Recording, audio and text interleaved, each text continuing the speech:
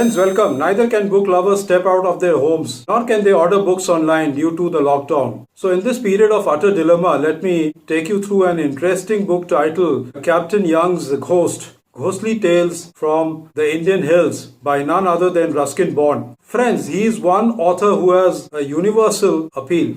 He is read both by children and adults. There's something about him. Kuch to hai.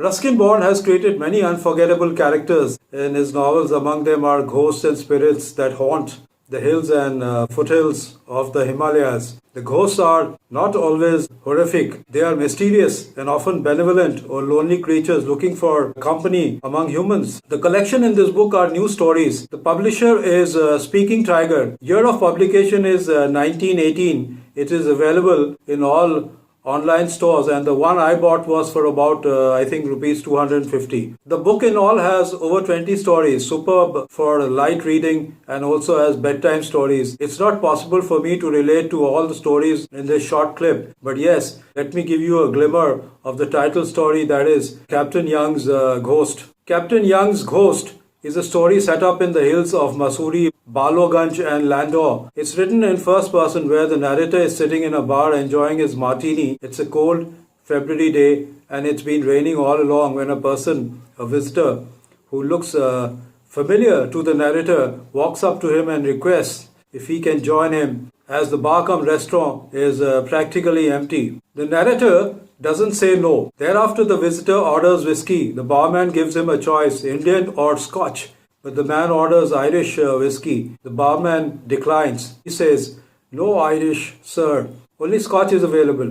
Finally, with a certain amount of distaste, the person settles for a Scotch. Thereafter, the person settles in his chair, scans across the room, which is largely empty except for the pianist in the far corner, tinkling away to glory. He asks, "Why do they call this Captain Young's bar? That's an Irish name. Does he own this place?" The narrator says no. Thereafter, the visitor and the narrator get into an interesting conversation. They discuss Captain Young at length. The narrator also describes the military lives of one General Gillespie and Captain Young, both in British Army, when there is a commotion outside. It so happens that there is one Mr. Foster whom the hotel has hired for a unique rendition. He often comes on a horse dressed as Captain Young's ghost to entertain guests, since it is perceived that Captain Young's ghost is harmless. But since Mr. Foster that day stumbles off his horse, which is actually a pony, the secret is sadly let out that Foster indeed is the protagonist dressed up as Captain Young's ghost. The assistant manager of the hotel asked the narrator if he liked Mr. Foster's show.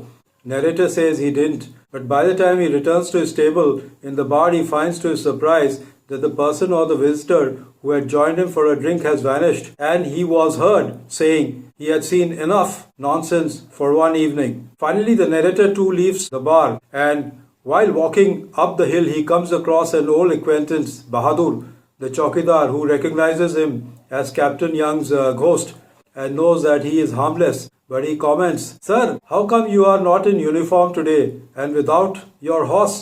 The story closes as the narrator is walking up the steep hill. The mist gradually lifts and the moon comes out, where he finds his white horse waiting for him as a homeless ghost, just like his master. He realizes he shouldn't have gone away to England, for this was the town he had created and he should have breathed his last here. Unfortunately, that did not happen, and so he keeps returning to his beloved town.